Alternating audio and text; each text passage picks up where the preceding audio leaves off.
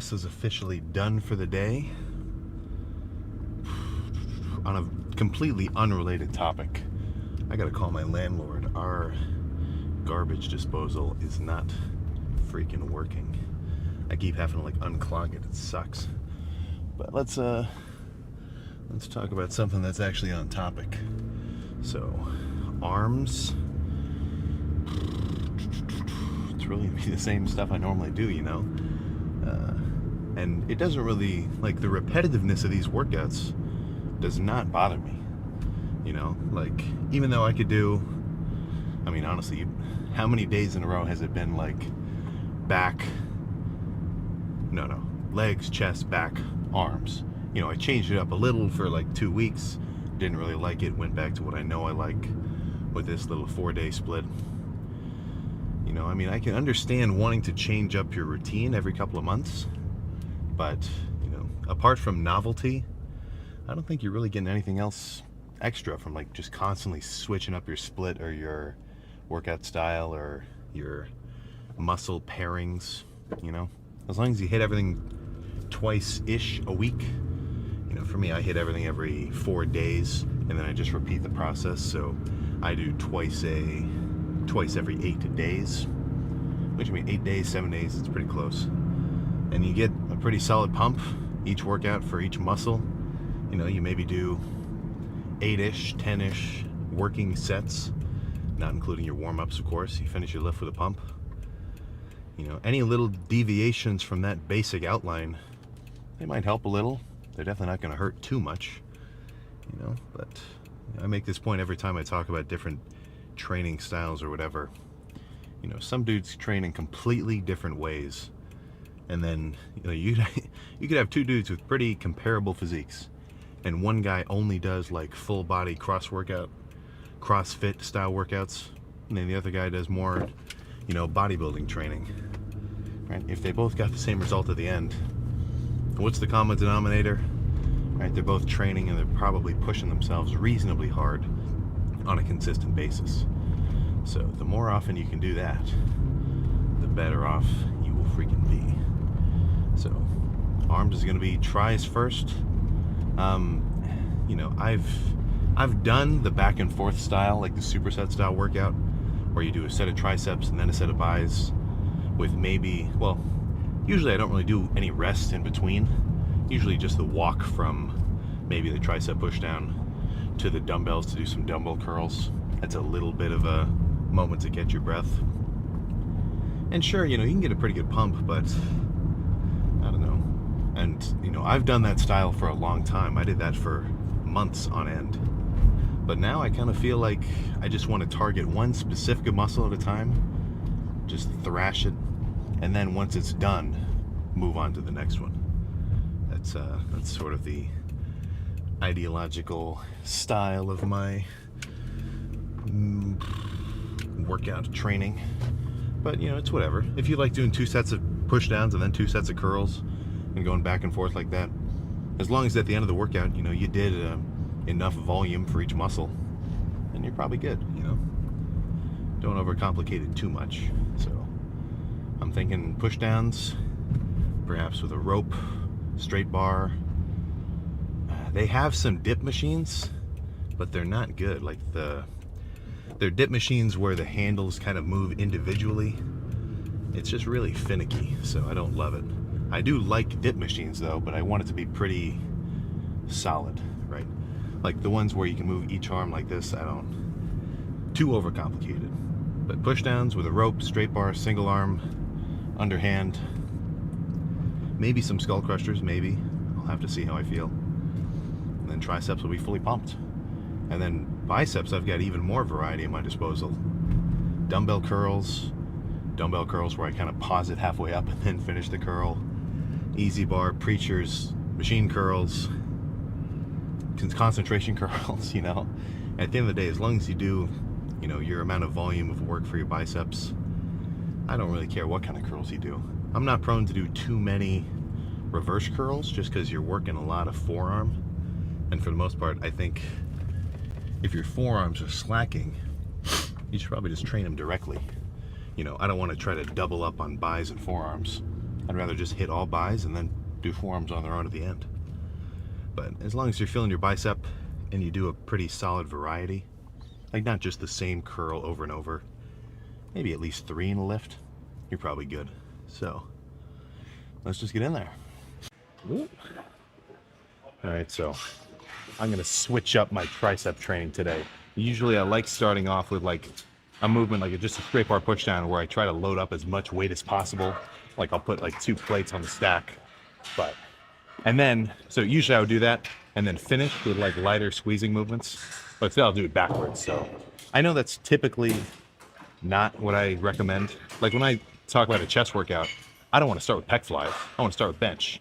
But with kind of smaller muscles like, you know, triceps, buys, it gets a little bit different in my, you know,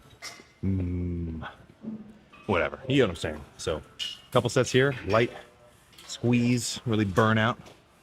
Perfect start to a tricep pump.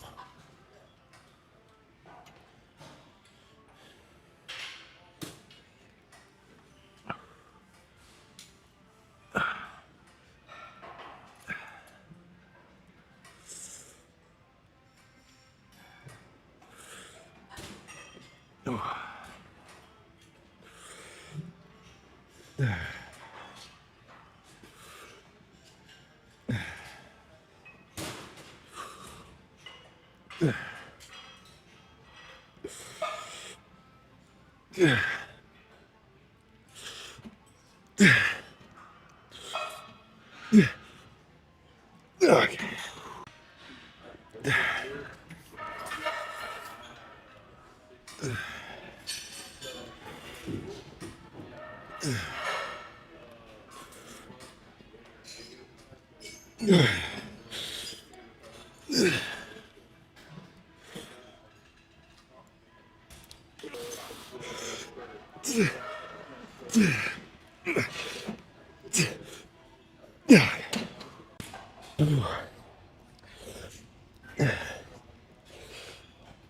Okay. Oh. So with these, my left tricep is a little bit ahead of the right one in terms of size. So I'll start with the right arm first, right? Hit failure at, you know, 20. And sure, if I could have got maybe 22 in the left one, I'm still gonna cut it. Let's I think let's go try some skull crushers. Now I know I was just talking smack on this machine in the car, but it's still better than nothing, you know. I don't want to do just push downs for the whole workout. You know, even though I could do the rope or the bar or single arm like I was just doing, I still like the dipping action. And with these, I'm gonna make sure, same thing with the single arms that I was just doing. It is a bit heavier, but when I'm fully extended, I'm really trying to fucking flex as if I'm trying to bend my arm fucking backwards and hyperextend it. So one of these, maybe 2, maybe 3 if it feels good, you know, you never know. Okay.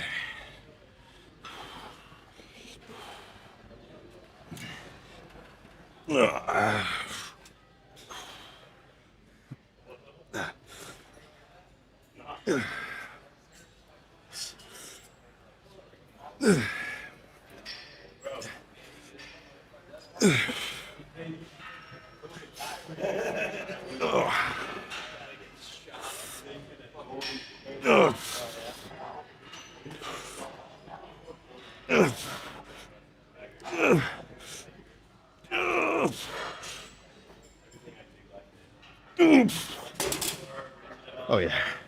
All right, one more, a little lighter. The full stack might be a little too much.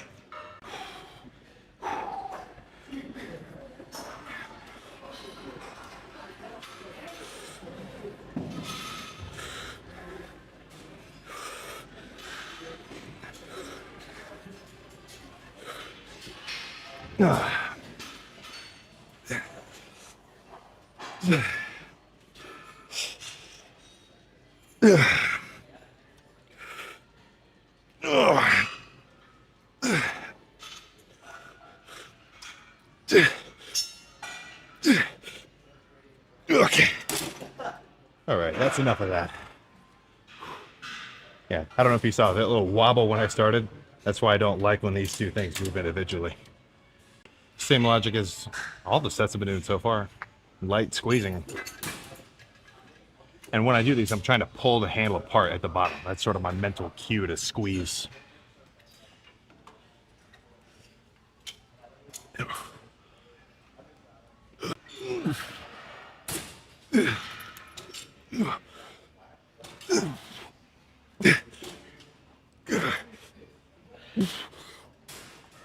Okay. Let's do something else. I like that, but I don't like it that much.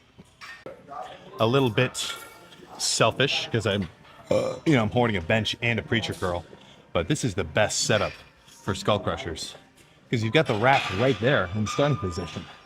I always hate doing it where I have to like pick it up and throw it onto my legs and then throw it up to my chest. This is way better. So I think I'm only gonna do one set of these, but I'm still gonna get some tricep stimulation. I don't mind doing just one set of a movement and then moving on to something else. For one thing, let's say I do a movement and I don't love it.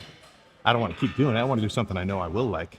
But also, it's still just volume, adding to the total volume of the lift. I don't have to do 5 sets of a movement for it to have an effect. I can just do one good one and then move on to something else. But still, it's going to add up to 8, if you catch what I'm trying to say.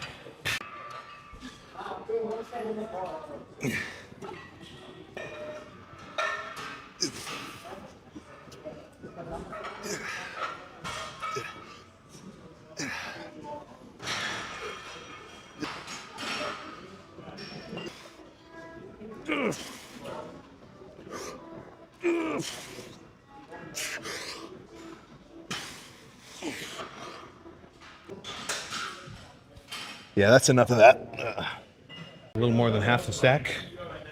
I'm just gonna fucking squeeze out, man. This whole tricep workout has just been relatively controlled squeezing sets. Very out of character for me.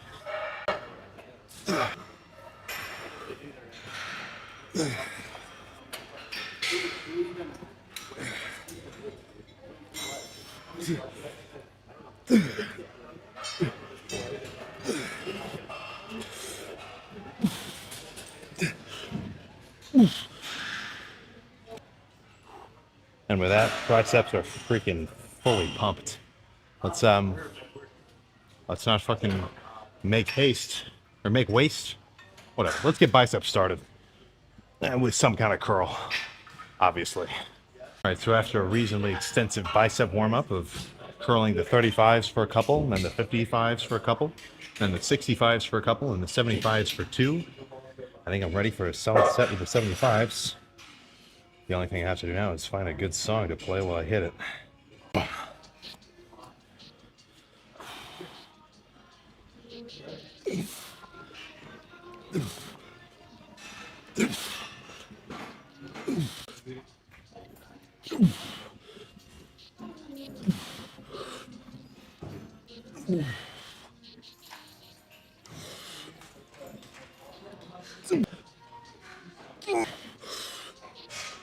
Oh, fuck. All right. Yeah, so something about the dumbbell curls was kind of hitting me right in this area. I need to get like a little thing, like a lacrosse ball, to kind of like work it out. But I did a feeler rep, so dumbbell preachers will feel, I was about to say perfect, they'll just feel good. So let's just throw around the 60 for a couple. All right.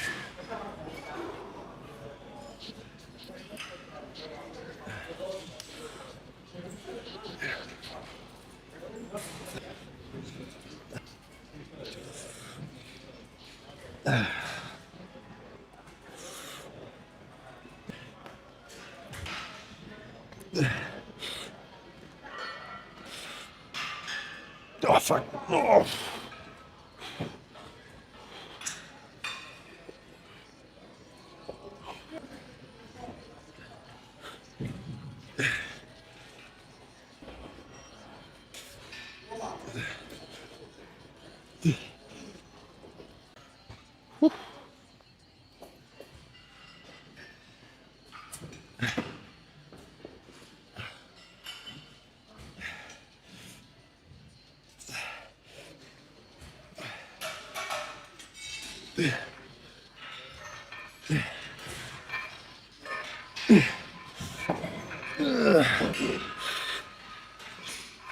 Okay.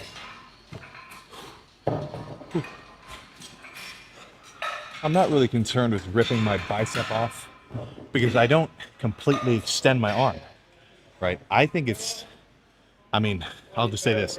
You're not going to catch me doing preacher curls and completely straightening out my arm like that at the bottom. Ugh, don't even like thinking about it.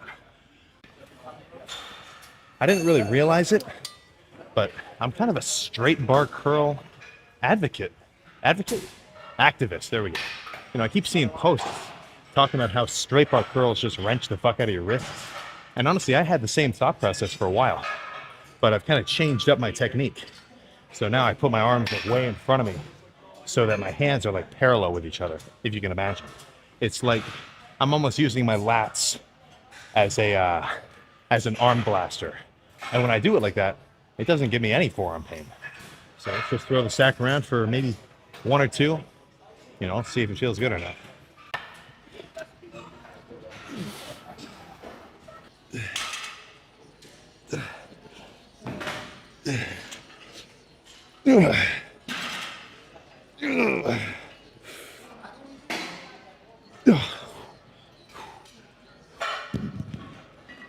Two more.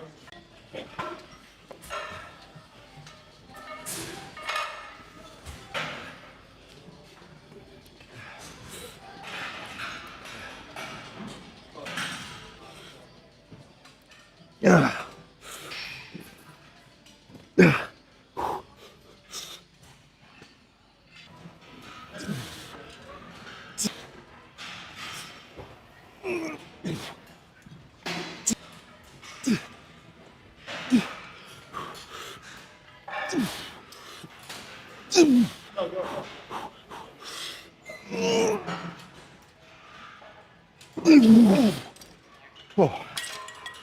Okay, one more. I like that a lot. I feel like as I'm doing the curl too, when I come up towards the top, I'm almost trying to pull my elbows towards each other in front of my, let's say, just midsection.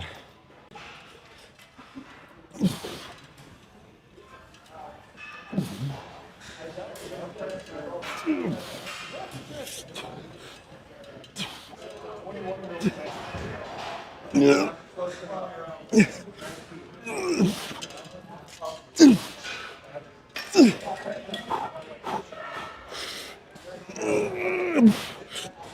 Okay. All right. That's enough of that. Let's do, I don't know what, we'll do something. All right, so last two sets. I think we'll just go back to where we began with the dumbbell curls.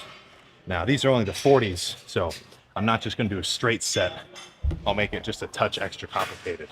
So I'll go halfway up on one, hold it for like just a moment, and then finish the curl.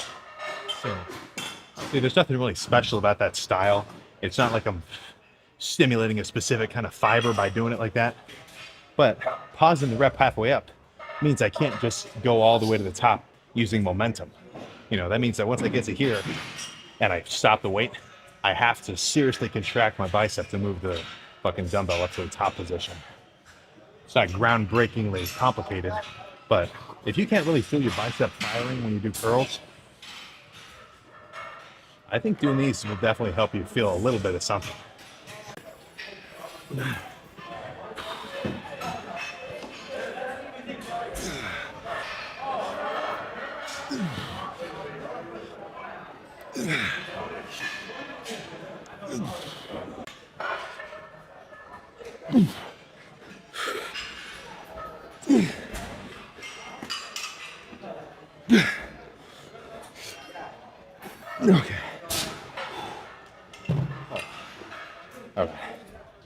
more of those, and then we're going to check the pump.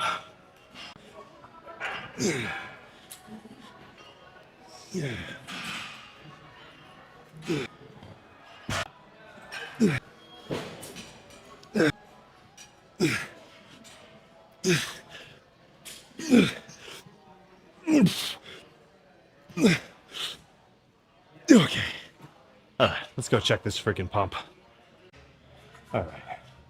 Arms are now fully pumped. Got the exposure down to a freaky level. Let's see how they're looking. Yeah, definitely didn't push the envelope with the weight today. It's not like I think you need to go like your 100% max weight for 8 reps on, your working sets. I'm not going to say that's not going to, well, I'll say that's probably going to be a good set, but you don't have to do it every set, I mean, like you just saw, I did a reasonably moderate workout in terms of the weight, but I still pushed myself on all the sets, right? Again, coming back to the key, I guess these aren't the ancestral tenets, but close enough. As long as you go hard and you end your lift with a solid pump, I think you did something right. So, let's see how we're looking.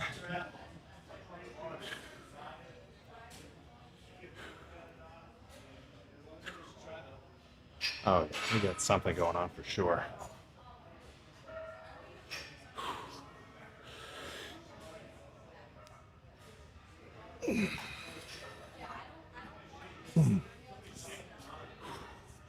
Dude, even just sitting here doing this fucking crucifix, I feel like my biceps are like fucking stretched like rubber bands. Yeesh.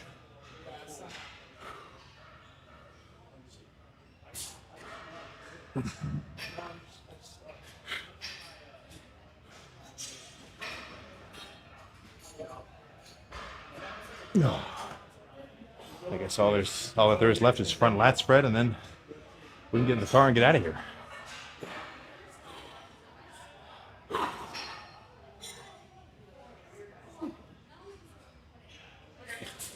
Dude, I love a front lat spread with a fucking arm pump.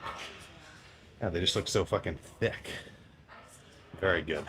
So again, another key, I guess not again, but another key, let's just say, indicator that you had a good pump, or that you're getting reasonably big, is when you're fully pumped, if you can't touch your fucking shoulder with your finger.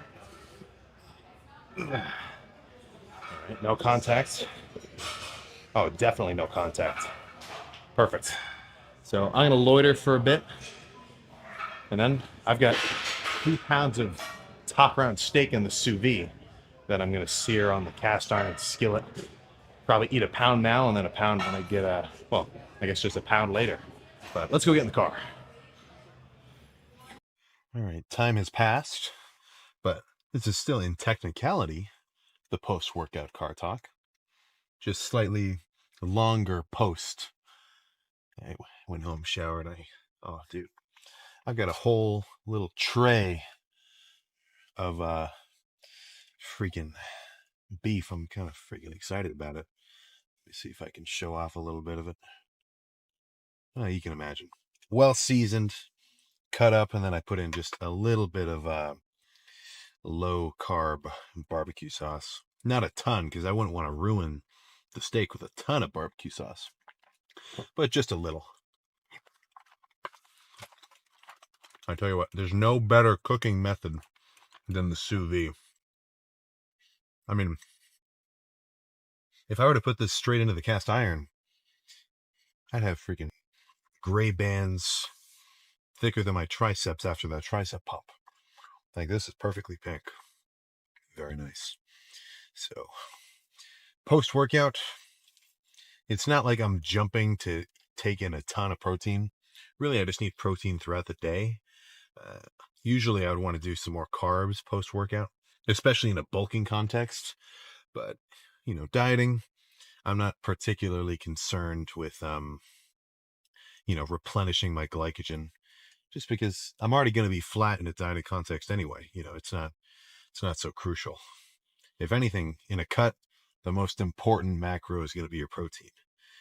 Bulking up, you can get away with eating less than a gram per pound of body weight of protein what's really going to decide whether or not the scale moves up and down. I mean, calories are calories, so if you eat in a surplus, you're going to gain weight. But I think carbs are the ticket just to being full, strong, and then recovered. So, getting back on topic to the actual arm day. Yeah, it didn't go too freaking heavy, you know? I mean, all pretty moderate weight, especially those first single arm pushdowns for triceps. I mean, that was like nothing, you know? Well, not nothing. It was like half the stack, but slow, controlled, and get a real good burn. You know, nothing else I could really go for.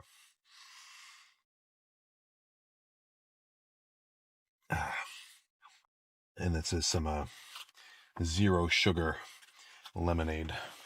Again, you know, any sort of variable in terms of your diet, which you can manipulate for like the low carb diet safe option, it's probably going to be freaking good for you.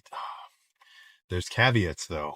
When it comes to that those keto buns, like the Live Carb Smart buns, I think I got to chill out on them.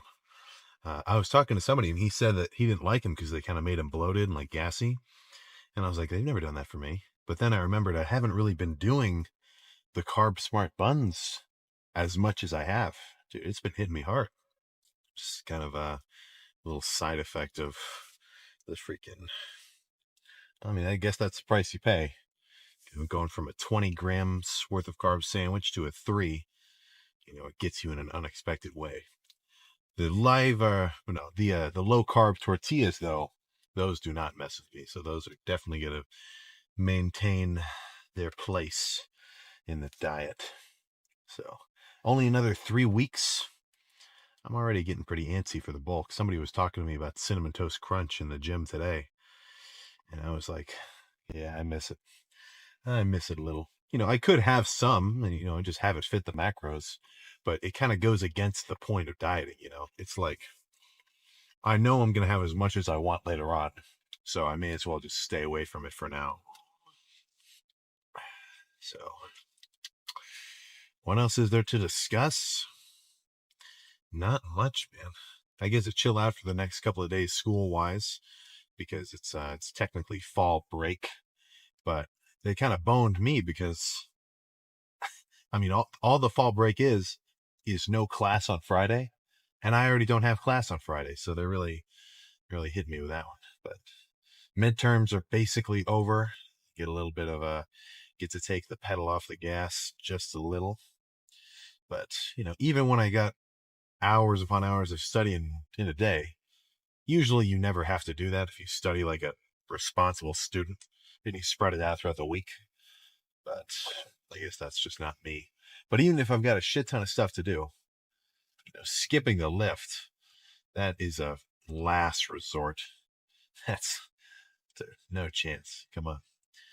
Got to make room for that kind of shit. Honestly, I almost feel like I'm making room for the rest of my life instead of the gym, right? Like me going to the gym, it's just a guarantee at this point.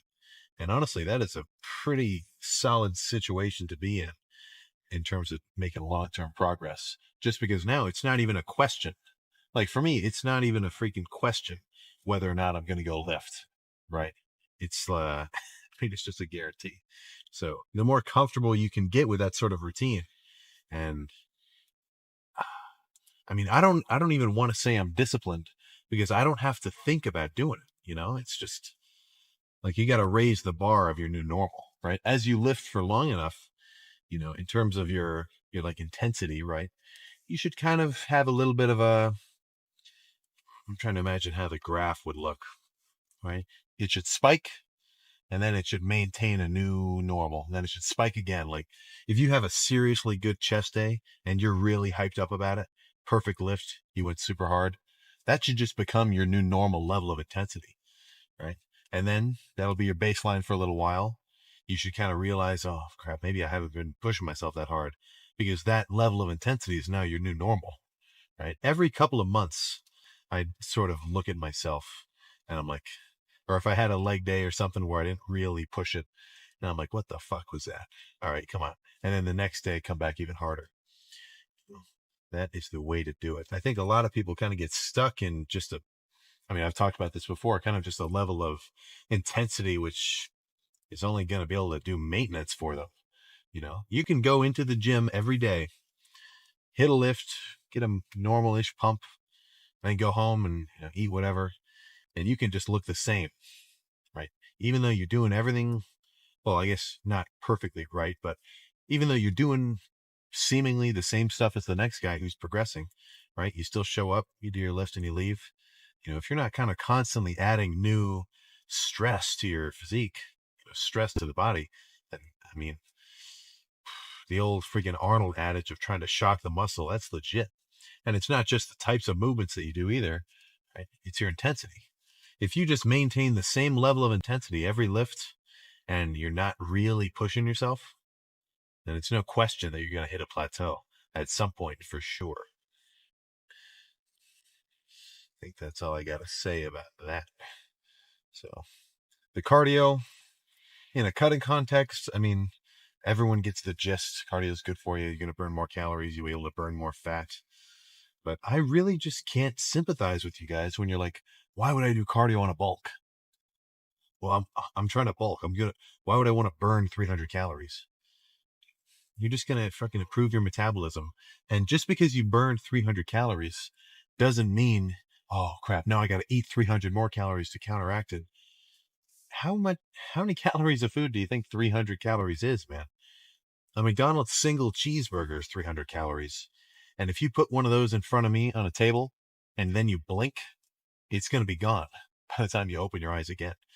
300 calories is not a lot. And more likely than not, you're going to end up wanting to eat more than that just to kind of replenish the energy that you burnt off.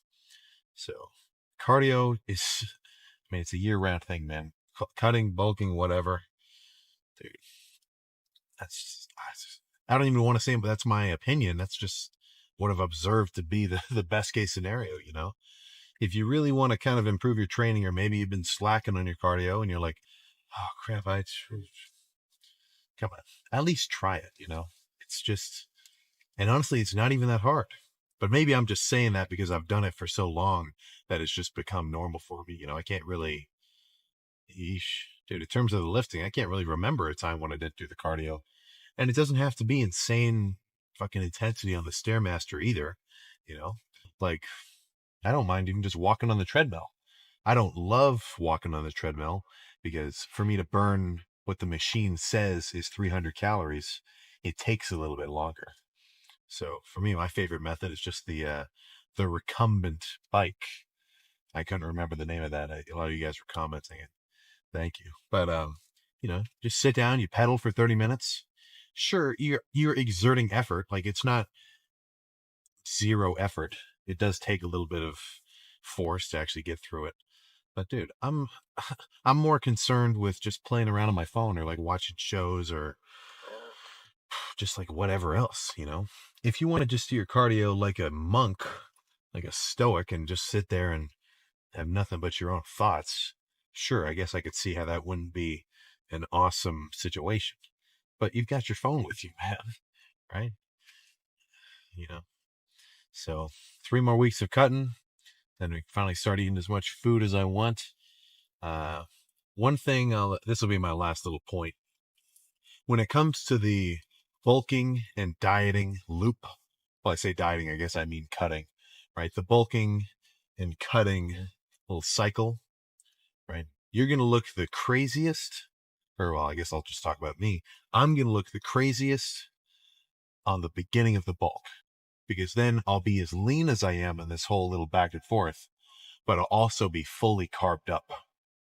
Because, I mean, when I eat, let's say I just ended the bulk or ended the cut right now, and I just went to Sheetz and got like 3 bags of Skittles, some chocolate milk, a bunch of, I love the Gushers, man. I've got dude, Gushers hits me a certain way, I'll tell you what. But, let's say I have 500 grams of carbs right before I go to bed. Freaking a pretty large quantity of those is just going to be sent directly into my muscles just because I'm so carb depleted from being in a deficit. So, imagine just being the same leanness, but, every muscle is just going to be much more full So at the end of the bulk, when you start dieting, that's when you'll look kind of quote unquote the worst, just because that's when you'll be as soft as ever in this little loop because you just finished a whole bulk, and you're going to be flat because you don't have as many carbs in your system pumping up your muscles. So the enlightened lifter, I make this kind of reference all the time. The enlightened lifter is not going to be concerned with the fact that he's a little bit softer on a bulk. And he's definitely not going to be concerned that he's a little bit weaker on the cut, just because both of those states are conducive with long-term progress. Now, I don't really have a ton of stuff to say about main gaining. It'll work, man. Especially as a beginner, that's definitely the way to do it. Just make sure you hit a gram per pound of protein a gram per pound of body weight of protein per day, right? Start drinking some protein shakes, whatever. And then, hit the gym on a consistent basis. That'll freaking change how you look. But newbie gains only last so long. And then, now I'm into the whole bulking and cutting loop.